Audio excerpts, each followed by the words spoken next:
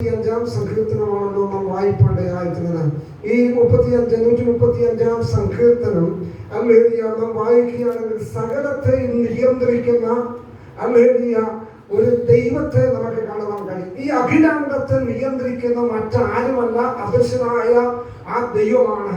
അല്ലെങ്കിൽ അനേക ദൈവങ്ങൾ അല്ലെങ്കിൽ നമ്മുടെ ലോകത്തിലുണ്ടെങ്കിലും അഖിലാണ്ടത്തെ നിയന്ത്രിക്കുന്ന ഏക സത്യദൈവമായ യഹോവയായ ദൈവത്തെയാണ് ഈ സങ്കീർത്തന ഭാഗത്തിൽ ഉയർത്തുവാനായിട്ടുള്ളത്. ദൈവമക്കളെ, ദൈവം എന്ന ഒരു വ്യക്തി അല്ലെങ്കിൽ ദൈവത്തെ ആ സൂപ്പർ നാച്ചുറൽ പവർ, ദൈവം എന്ന് പറഞ്ഞാൽ ഒരു സൂപ്പർ നാച്ചുറൽ പവർ, നമ്മൾ ചിന്തിക്കുന്നതിന് അപ്പുറത്താണ് ദൈവികമായ മഹത്വവും ദൈവിക ശക്തിയും. ആ അങ്ങനെയുള്ള ആ സൂപ്പർ നാച്ചുറൽ പവർ എന്ന് പറഞ്ഞാൽ ദൈവമക്കളെ അല്ലെങ്കിൽ അതിന് ചില വേർഡുകൾ അല്ലെങ്കിൽ തിയോളജിയിൽ ദൈവശാസ്ത്രത്തിലുണ്ട്. അതിന് ഒന്ന് ഒമനിപ്രസന്റ്, ഒന്ന് ഒമനിഷ്യന്റ്, ഒമനി പ്രസന്റ്, അതിന് സർവശക്തൻ, സർവജ്ഞാനി, സർവവ്യാപി. അല്ലെങ്കിൽ ഈ മൂന്ന് പദം എന്ത് ചെയ്യണം എന്ന് പറഞ്ഞാൽ സർവത്തെയും നിയന്ത്രിക്കുവാൻ അവന് കഴിയാത്ത ഒരു കാര്യമില്ല, അല്ലെങ്കിൽ അവന് കഴിയാത്ത ഒരു അറിവുമില്ല. സർവജ്ഞാനി അല്ലെങ്കിൽ അവന്റെ ശക്തിക്ക് കീഴ്പ്പെടാത്ത ഒന്നുമില്ല. സർവശക്തൻ അല്ലെങ്കിൽ ദൈവമക്കള്. അതുകൊണ്ടാണ് അവനെ ഓൾ മൈറ്റി ഗോഡ് എന്ന് എന്ത് ചെയ്യുന്നത് 91 സങ്കീർത്തനത്തിന്റെ അതേ പദത്തിലാണ് ഉപയോഗിച്ചിരിക്കുന്നത്. അത്യുന്നതന്റെ ഉന്നതനല്ലാണോ? അവൻ അത്യുന്നതനാണ്. അതുകൊണ്ട് ജ്ഞാനിയായ ശലോമോൻ പറഞ്ഞിട്ടുണ്ട്, അല്ലെങ്കിൽ ഒരു ദേശത്ത് അല്ലെങ്കിൽ വിധവയും അഗതിയും പീഡിപ്പിക്കപ്പെടുമ്പോൾ നീ ഭയപ്പെട്ടു പോകരുത്. അത് ദേശത്ത് ഉന്നതന്റെ മേൽ മറ്റൊരു ഉന്നതനും എന്ത് ചെയ്യുന്നുണ്ട്? ജാഗരിച്ചുകൊണ്ടിരിക്കുന്ന കാര്യം എന്ത് ചെയ്യണം? അപ്പോൾ ഓൾമൈറ്റി അല്ലെങ്കിൽ ആ ദൈവത്തെയാണ് ഈ സങ്കീർത്തനത്തിൽ എന്ത് ചെയ്യുന്നത്? നിങ്ങൾ അതിന്റെ 6-ാം വാക്യം ഒന്ന് വായിച്ചാണ്. ആകാശത്തിലും ഭൂമിയിലും സമുദ്രങ്ങളിലും എല്ലാ ആഴങ്ങളിലും എന്ത് ചെയ്യട്ടെ? യഹോവ തനിക്ക് ഇഷ്ടമുള്ളതിനെ ചെയ്യും. ഇവിടെ സൂപ്പർ നാച്ചുറൽ പവർ നമുക്ക് കാണാൻ കഴിയും. അല്ലെങ്കിൽ ഈ വേൾഡ് എന്ന് പറയുന്നത്, ഈ ലോകം എന്ന് പറയുന്നത് ഇതെല്ലാം ചേർന്നതല്ലേ? എവിടെ പറയുന്നത്? ആകാശത്തില്, ഭൂമിയില്, സമുദ്രത്തിലും അതിന്റെ ആഴങ്ങളിലും എന്റെ ദൈവം പറയാൻ ഞാൻ എനിക്ക് ഇഷ്ടമുള്ളത് എന്ത് ചെയ്യുന്ന അതിനെ ചോദ്യം ചെയ്യുവാൻ എന്റെ ദൈവം ആരെയും അനുവദിക്കത്തില്ല. ഭൂമിയിലെ ഓരോ അധികാരത്തിനും വന്നില്ല. ഭൂമിയിൽ ഒത്തിരി അധികാരങ്ങൾ, എല്ലാ അധികാരവും ദൈവത്തിന് വന്നതല്ല. ഒരു അധികാരം ഇന്നില്ല. ഇവിടെ ഏത് രാഷ്ട്രീയ പാർട്ടികൾ ലോകം ഭരിച്ചാലും അതൊക്കെ ദൈവത്തിൽ നിന്ന് വന്നതാണ്. അവരുടെ അധികാരങ്ങൾക്ക് പരിമിതിയുണ്ട്. ദൈവമക്കളെ, മാനുഷികമാകുന്ന പരിമിതികൾക്കകത്ത് മാത്രമേ അവർക്ക് അധികാരം നടത്തുവാൻ കഴിയത്തുള്ളൂ. എന്നാൽ ദൈവത്തിന്റെ വചനം, അവൻ കാറ്റുകളെ തന്റെ ശുശ്രൂഷകന്മാരും അഗ്നിജ്വാലയെ തന്റെ സന്ദേശവാഹകരമാക്കി എന്ത് ചെയ്തിരിക്കുന്നു? എന്റെ ദൈവമാക്കിയ അല്ലെങ്കിൽ കാറ്റിനോട് ദൈവം പറഞ്ഞാൽ എന്ത് ചെയ്യും? അപ്പം അത് പുറപ്പെടും. ഇവിടുത്തെ ഏതെങ്കിലും ഒരു അധികാരത്തിന് അത് കഴിയുമോ? അല്ലെങ്കിൽ തീയോട് കൽപ്പിച്ചാൽ അത് പുറപ്പെടുവാനുള്ള കാര്യത്തിനും അല്ലെങ്കിൽ അഗ്നിജ്വാലയെ അവൻ തന്നെ ശുശ്രൂഷകന്മാരാക്കിയിരിക്കുകയാണ്. അല്ലെങ്കിൽ ആകാശ മണ്ഡലത്താണ് അവൻ അന്ന് കൽപ്പിച്ചത്. അവനെ നിലനിൽക്കാം. യേശുവിന്റെ ഹോമയാ ദൈവത്തിന്റെ നാമത്തിൽ വിളിച്ചു പറഞ്ഞു, അവിടെയും ചന്ദ്രനെ അയ്യോലാണ് താഴ്വരയിൽ നിൽക്ക എന്ന് പറഞ്ഞപ്പോൾ അത് ഭൂമിയുടെ ഭ്രമണപഥത്തെ പിടിച്ചു നിർത്തുവാൻ കഴിയുന്ന ഒരു ദൈവമുണ്ടെങ്കിൽ അത് ഞാൻ നിങ്ങൾ സേവിക്കുന്ന സർവശക്തനായ ദൈവമെന്ന ദൈവമക്കളെ ഇന്ന് വരെ മനസ്സിലാക്കുവാണ്ടായിരിക്കണം. അതുകൊണ്ട് ദൈവമക്കളെ, ആ ദൈവത്തെയാണ് നമ്മൾ വിളിച്ചപേക്ഷിക്കുന്നത്. അവന് പ്രവർത്തിപ്പാൻ കഴിയാത്ത ഉലകത്തിലൊരു മണ്ഡലവുമില്ല. ഇവിടെ ആകാശത്തിൽ അത്ഭുതങ്ങൾ നടത്തുവാൻ ദൈവത്തിന് കഴിയും. അല്ലെങ്കിൽ ആകാശ മണ്ഡലത്തിലേക്ക് ദൈവത്തിന് നമ്മെ കൊണ്ടുപോകുവാൻ കഴിയും. അല്ലേ? ദൈവമക്കളെ കൊണ്ടുവന്നിട്ടുണ്ട് ആത്മാവിനെ. അല്ലേ? അതുകൊണ്ടുള്ള സൈമൺ സാർ പാടിയുള്ള ഒരു പാട്ടുള്ളത് എന്താ?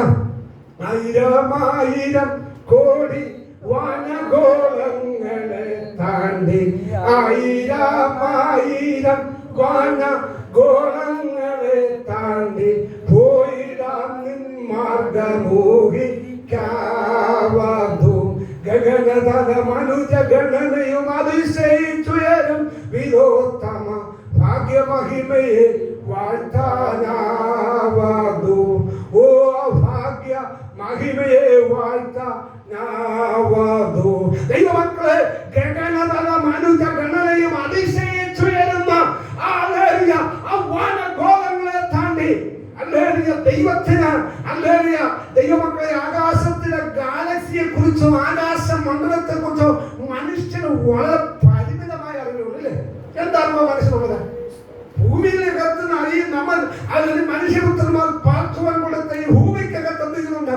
അവന്റെ പരാക്രമങ്ങളെല്ലാം കാണിക്കുന്നുണ്ട്.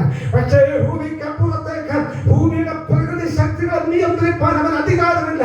എന്നാൽ ഞാൻ നിങ്ങൾ സഹിക്കുന്ന ദൈവം പറയുന്നു, അവൻ ആകാശത്തിനും ഭൂമിയിലും സമുദ്രത്തിന്റെ ആഴത്തിലും അവൻ തനിക്ക് ഇഷ്ടമുള്ളതൊക്കെ ചെയ്യുന്നു എന്ന് പറഞ്ഞാൽ, അല്ലെങ്കിൽ സമുദ്രത്തിന്റെ അടിത്തട്ടിൽ സഞ്ചരിക്കുന്ന നീല തിമിംഗല പോലെ വൈസ് മുഴുവൻ അല്ലെങ്കിൽ ചെറിയ മത്സ്യങ്ങളെ വരെ പോറ്റി പുറത്തുനിന്ന് ദൈവം അല്ലേ? അതുകൊണ്ടല്ലേ അല്ലെങ്കിൽ യോനെ വിഴുങ്ങാൻ എന്തെങ്കിലും ദൈവം തുറന്ന ഒരു മത്സ്യത്തോട് കൽപ്പിച്ചാക്കി ക്ഷണത്തിൽ അതേപടി അനുസരിച്ചില്ലേ? അല്ലേ? അത് യോനയെ തേടി ആ കപ്പലിന്റെ പിന്നാലെ യാത്ര ചെയ്തില്ലേ? അല്ലേ? യോനയ്ക്ക് അല്ലെങ്കിൽ അപ്പോഴായി മനസ്സിലാക്കണം, ദൈവത്തിന്റെ കൽപ്പന തനിക്ക് ഇഷ്ടമുള്ളത് ദൈവം ചെയ്യുമ്പോൾ അതനുസരിച്ച് ഒരു കുഞ്ഞാലിനെ പോലെ അല്ലെങ്കിൽ മത്സ്യം എന്ത് ചെയ്യാം, അവനെ കൊണ്ട് നേരെ കൂടെ വേണമെങ്കിൽ പോലെ നിലവിക്ക് തന്നെ പുറപ്പെട്ടില്ലേ? അല്ലേ?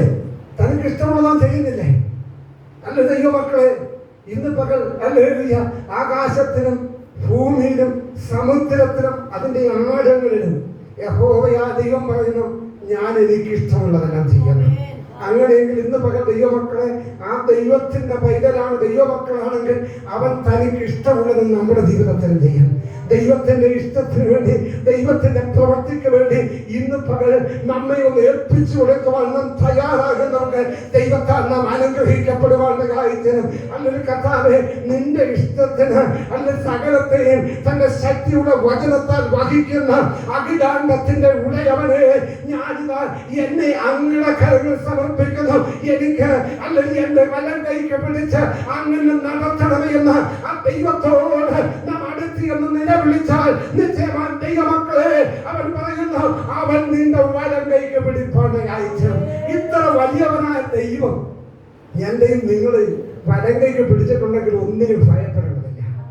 അതുകൊണ്ട് ആ ദൈവത്തിൽ എന്നാൽ ഞാൻ വിവരിപ്പാൻ ആഗ്രഹിക്കുന്നതിന്റെ സങ്കീർത്തനം അടുത്തിങ്ങനെ പറഞ്ഞിട്ട് പറയുകയാണെന്ന് സ്വർഗത്തിൽ ആകാശത്തിനും ഭൂമിയിലും സമുദ്രത്തിലും അതിന്റെ ആഴങ്ങളിലും താൻ അവൻ തനിക്ക് ഇഷ്ടമുള്ളതൊക്കെയും ചെയ്യുന്നു. അവൻ ഭൂമിയുടെ അറ്റത്ത് നിന്ന് എന്ത് ചെയ്യുന്നു? നീരാവി പൊന്നുമാറാക്കുന്നു. മഴയ്ക്കായി എന്ത് ചെയ്യുന്നു? മിന്നലുകളെ എന്ത് ചെയ്യുന്നു? ഉണ്ടാക്കുന്നു. ആ തന്റെ പൊന്നാരങ്ങളിൽ നിന്ന് കാറ്റെന്ത് ചെയ്യുന്നു? പുറപ്പെടുന്നു. ദൈവത്തിന്റെ അപ്രമാദിത്വത്തെയാണ് കാണിക്കുന്നത്. അല്ലേലൂയ. ഈ കാലഘട്ടത്തിൽ നമുക്കൊക്കെ അല്ലേലൂയ വിദ്യാഭ്യാസമൊക്കെ ആയതിനു ശേഷം മഴയൊക്കെ പെയ്യുന്നതിന്റെ സിസ്റ്റം എന്ത് ചെയ്യുന്നത് നമുക്ക് മനസ്സിലായി. എന്നാൽ എത്രയോ ക്രിസ്തുവിനും എത്രയോ വർഷങ്ങൾക്ക് പരിശുദ്ധാത്മ വെടിവെച്ച് അവൻ കടലിൽ നിന്ന് എന്ത് ചെയ്യുന്നു? നീരാവി പൊങ്ങുമാറാക്കുന്നു. എന്തിനു വേണ്ടി? തന്റെ ജനത്തിന് വേണ്ടി മഴയേക്കുവാൻ ഉണങ്ങിക്കിടക്കുന്ന തന്റെ അവകാശത്തെ ഒന്ന് ഉണർത്തേണ്ടതിന്, ഒന്ന് ജീവൻ പ്രാപിക്കേണ്ടതിന് ദൈവം വെച്ച പദ്ധതി എത്ര വലുതാണ്! എന്റെ ദൈവത്തിന്റെ പദ്ധതിയാണ്, എന്റെ ദൈവത്തിന്റെ കരുണയാണ്. അല്ലെങ്കിൽ എന്ത് ചെയ്യുന്നു? അല്ലെങ്കിൽ കടലിന്റെ അറ്റത്ത് നിന്ന് അവൻ നീരാവി എന്ത് ചെയ്യുന്നു? പൊങ്ങുമാറാക്കുന്നു. അവൻ കാറ്റുകളെ അയക്കുന്നു. അവൻ അയക്കുമ്പോൾ വേഗം പുറപ്പെടുന്നു. അവൻ വെച്ച സീസൺ ആകുമ്പോൾ, അവൻ കൽപ്പിച്ച സമയമാകുമ്പോൾ മഴ ഭൂതലത്തിൽ പെയ്യിക്കുന്നു. അല്ലേ ദൈവമക്കളെ, അങ്ങനെയെങ്കിൽ ഈ ദൈവം എത്ര വലിയവനാണ്! ആ ദൈവത്തെയാണ് നാം സേവിക്കുന്നത്. എന്നാൽ അവസാനം വരുമ്പോൾ സങ്കീർത്തനക്കാരൻ പറയുന്നുണ്ട്, ജാതികളുടെ ദൈവത്തെ കുറിച്ച് പറയുമ്പോൾ നമ്മുടെ ദൈവവും അവരുടെ ദൈവവും തമ്മിൽ. അപ്പോൾ ഇതിന്റെ അർത്ഥം എന്താ? ദൈവം എന്ന് പറയുന്ന ഒത്തിരി സങ്കല്പങ്ങളുണ്ട് അല്ലേ? ഉണ്ടോ? ഇല്ല, ദൈവം എന്ന് പറഞ്ഞു. അതുകൊണ്ട് ആ പൗലോസ് ആ കൊരിന്ത്യർ ലേഖനത്തിൽ പറഞ്ഞ അവയാൽ ഞങ്ങൾ സങ്കല്പങ്ങളും ദൈവത്തിന്റെ പരിജ്ഞാനത്തിന് വിരോധമായി ഉയരുന്ന സകല ഉയർച്ചകളെയും ഇടിച്ചുകൊണ്ട് ഞങ്ങൾ എന്ത് ചെയ്യുന്നു? ഹല്ലേലൂയ. ഇവിടെ പൗലോസ് പറയുന്നത് ഹല്ലേലൂയ, അതിന് മുൻപ് പറഞ്ഞ ഞങ്ങളുടെ പോരിന്റെ ആയുധങ്ങളോ ജഡീകങ്ങളല്ല. 1 കൊരിന്ത്യർ 11 എന്റെ ഓർമ്മ.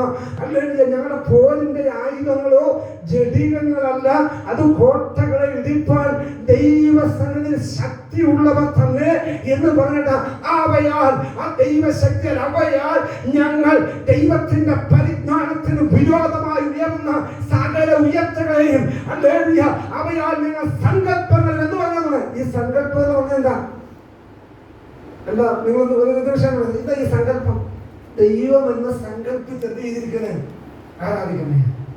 ആ ദൈവം അല്ലെങ്കിൽ ഒരുപാട് ദൈവങ്ങളുണ്ട്. അവിടെ അതിനെ കുറിച്ചാണ് ഇവിടെ പറയുന്നത്. എന്ത്? ജാതികളുടെ ദൈവങ്ങൾ എന്താകുന്നു? ജാതികളുടെ വിഗ്രഹങ്ങൾ പൊന്നും വെള്ളിയുമാകുന്നു, മനുഷ്യരുടെ കൈവേല തന്നെ ആകുന്നു. അവയ്ക്ക് വായുണ്ടെങ്കിലും എന്ത് ചെയ്യുന്നില്ല? സംസാരിക്കുന്നില്ല. കണ്ണുണ്ടെങ്കിലും എന്ത് ചെയ്യുന്നില്ല? കാണുന്നില്ല. അവയ്ക്ക് ചെവിയുണ്ടെങ്കിലും എന്ത് ചെയ്യുന്നില്ല? കേൾക്കുന്നില്ല. അവയുടെ വായിൽ ശ്വാസമില്ല. അവയെ ഉണ്ടാക്കുന്നവർ അവയെ പോലെയാകുന്നു. എന്നാൽ നമ്മുടെ ദൈവം അങ്ങനെയല്ല. അല്ലെങ്കിൽ നമ്മുടെ ദൈവം മഹത്വവാനാണ്. അവൻ നമ്മോട് അടുത്തിറങ്ങി വന്ന് നമ്മെ പേർന്ന് വിളിക്കുന്ന ദൈവമാണ്. മകനെ, മകളെ, നീ ഭയപ്പെടേണ്ട, ഞാൻ നിനക്ക് വേണ്ടി എന്താണ് ചെയ്തു തരേണ്ടത്. ഹല്ലേലൂയ. കണ്ണുനീരോടെ നിലവിളിക്കുമ്പോൾ ആ കണ്ണുനീർ കണ്ട് മഴ കടന്നു പോകാതെ കണ്ണുനീർ നിപ്പുറത്ത് നിന്ന് നിന്റെ വിഷയത്തിന് വിടുതൽ നൽകുന്ന, നിന്റെ ഹല്ലേലൂയ പരിഹസിക്കുന്നവരുടെ കയ്യിൽ നിന്ന് വിടുവിക്കുന്ന ഒരു ദൈവത്തെയാണ് ദൈവമക്കളെ ഞാൻ നിങ്ങൾ സാധിക്കുന്നത്. അതുകൊണ്ട് ഇന്ന് പകരം ദൈവത്തിന്റെ കരുണയെ സമർപ്പിക്കാം. ഈ വചനങ്ങൾ ദൈവമായ കർത്താവ് നമ്മെ എല്ലാവരും സഹായിക്കും, അനുഗ്രഹിക്കുകയും ചെയ്യട്ടെ എന്ന് പറഞ്ഞുകൊണ്ട് ഞാൻ എന്റെ വാക്കുകളെ അവസാനിപ്പിക്കുന്നു.